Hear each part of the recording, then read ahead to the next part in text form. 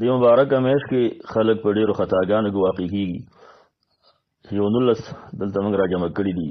یوه خطا دا ده چې د دې میاشتې ابتدا د ډېر هغه منتن او بویناک بدبویه عمل نه کوي. هغه دا چې دا د حکومتونو په وینا باندې نیول کوي، سیاسي لیول باندې نیول کوي. یو شریعت کې دوه قسمه نیول دي، یو دا چې رؤیت وشي مشرق کې مغرب والا هغه ټیم سره خبر شي وینیسي. دویم دا چې د هر بلد خپل رؤیت وشي، بل بلد له اعتبار ورنګي او خپل رؤیت ته واړی. دا په هغه صورت کې چې د هر بلد خپل رؤیت دی، لیکن د ټولو بلادو امیر چې کوم دی هغه یوي، حاکم یوي، او د دې بلد دا نیول په دې وجه باندې چې د هغې بلد هغه رؤیت خبر دی ته رارسېږي نه. په دې وجه باندې دا بلاد المسلمین چې جدا شوي دي په د ضرورت په بنیاد باندې جداوالی دا جایز دی. لکه علما ویلي دي چې امیر به یوي، وطنونه که جدا شي د دې وجې نه چې اقلیم هغه لرې دی او دا احکام او اوامر د دې امیر هلته نه رسېږي، نو هغوی خپل ملک چې کوم دی هغه اعلان کړي، خو تابع به د دې ملک ټول مسلمانان دا به یوي. ضرورت د وجې نه ملکونه جدا وي، نو دغې جداوال د وجې نه که چېرته څوک روژه ونیسي نو دا هم یو قول دی. لیکن دا اوسني حکومتونه چې کوم دي او د مسلمانانو ملکونه چې جدا جدا دا په دې اساس باندې نه دي جدا، د ضرورت د وجې نه جدا نه دي چې رسیدګي نه کېږي د امیر ته، بلکې دا د تعصب او د کینې او د بغض د قومیت او وطنیت په بنیاد باندې جدا دي. نو اوس چې د هر ملک خپل رؤیت اعتبار ورکړی شي او په هغې باندې څوک روژه ونیسي، ګویا د تعصب د وجې نه د قومیت د وجې نه روژه نیولې ده، او دا روژې نه صحیح کېږي د قومیت د وجې نه چې ونیسي، د تعصب د وجې نه چې ونیسي، د دې وطنونو د بنیاد د وجې نه چې ونیسي.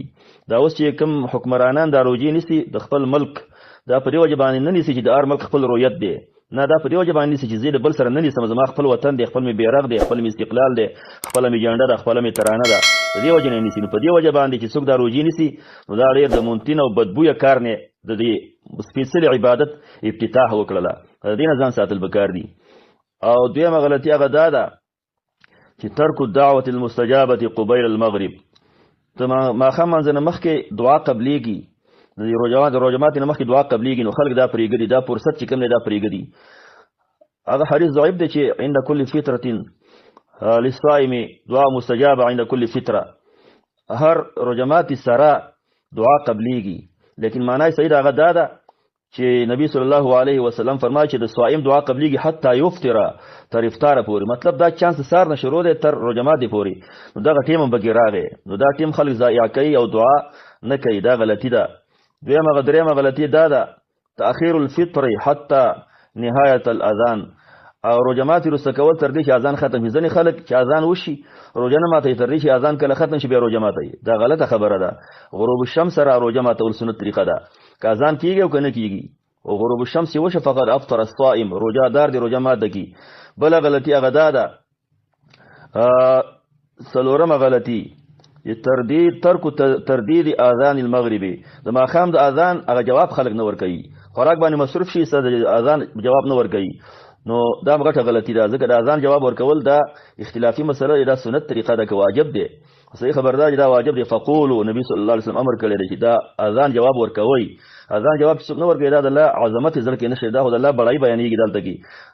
ابن حجر رحمت الله علیه ویلي د سړي باندې د خاتمې د خرابېدو خطر دی، نو دې ښه د اذان د جواب ورکولو عادي به وي یو مسلمان، نور اوقاتو کې به د اذان جواب ورکوي، لیکن په روژه کې چې کله اذان وشي د ماښام خوراک باندې مصروف شي او بیا جواب نه ورکوي، نه، خوراک هم کوه جواب هم ورکوه.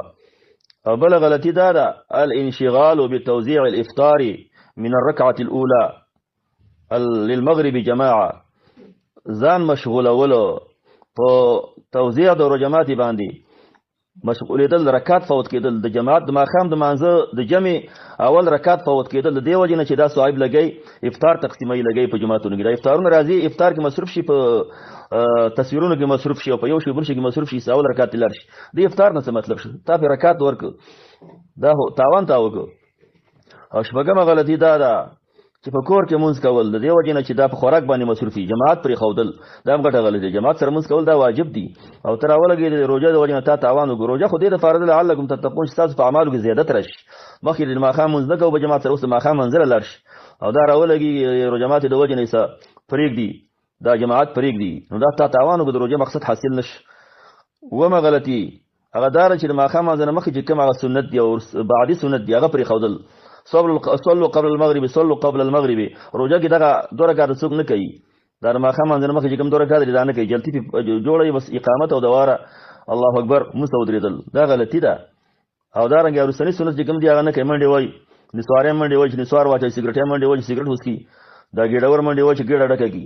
هلکه دونه صبر دې کړی دی بیا وکړه که نه ولې پرې دا سنت دا عبارت پرې پرېږدي. او نهمه غلطي دا د الاسراف فی تناول الطعام والشراب، ډېر خوراک کول او ډېرې اوبه څښل نه ډکېږي لګی.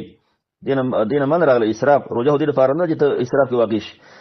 روژه کې چې د ورځې کوم طعام یې پرېښودلی دی ماسپښین د هغې زور بیا ماښام وباسي، دا غلطي شوله. او دارنګې بله غلطي تضييع الوقت ما بين المغرب والعشاء، د ماښام او ما بین کې وخت دا ضایع کول. او وجه دا د خوراک ډېر وږي سفروتي به ذکر اذکار نشي کولی، تلاوت نشي کولی، یا نسوار واچوي او سفروتي، دا غلطي ده. او بله غلطي دا ده چې عدم اکمال صلات التراویح مع الامام، د امام سره اخره پورې نه پاتې کېدل، دا غلطي ده. دا ثواب نه سړی محرومیږي. نبی صلی الله علیه وسلم فرمایي چې کله څوک د امام سره منځ وکړي نو دا ټول ورځې چې کوم دی شپه هغه په عبادت کې حسابېږي، دا یې منځ کې وځي یا تر پرې دې وځي، دا ډېر اجر نه محرومه شو. او 11مه غلطي ترک السحور، پېشمنۍ پرېښودل. ځینې ډېر خوبیاني پېشمنۍ څه پرېږدي، دا ډېر برکتونه محرومه شي، سهار منځ هم دې لاړ شي. او بله غلطي هغه دا د ترک دعاء المستجاب عند السحر، پېشمنۍ فوق دعا قبلېږي، دا خلک پرېږدي، هېڅوک دا دعاګانې نه کوي. بله غټه غلطي دا ده چې روژه هغې سره نه کېږي، دا کار د بګ راغی.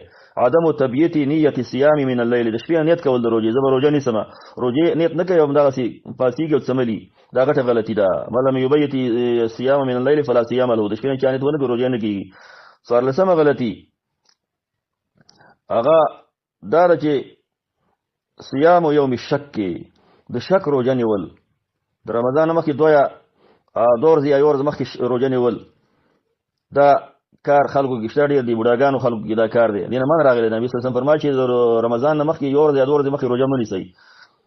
او بله غلطي 15مه هغه دا ده چې الغفلة عن احیاء لیلة القدر، د لیلة القدر احیاء نه کول. لیلة القدر چې کوم دی د قدر شپه هغه به سړی باید هغه ټوله ژوندی کړي، روڼه کړي. او بله غلطي غفلت کول د ختم د قرآن سره تدبر نه، قرآن ختمول تدبر نه کول. عدم التدبر فی التلاوه، تلاوت کې تدبر نه کول، دا غټه غلطي ده.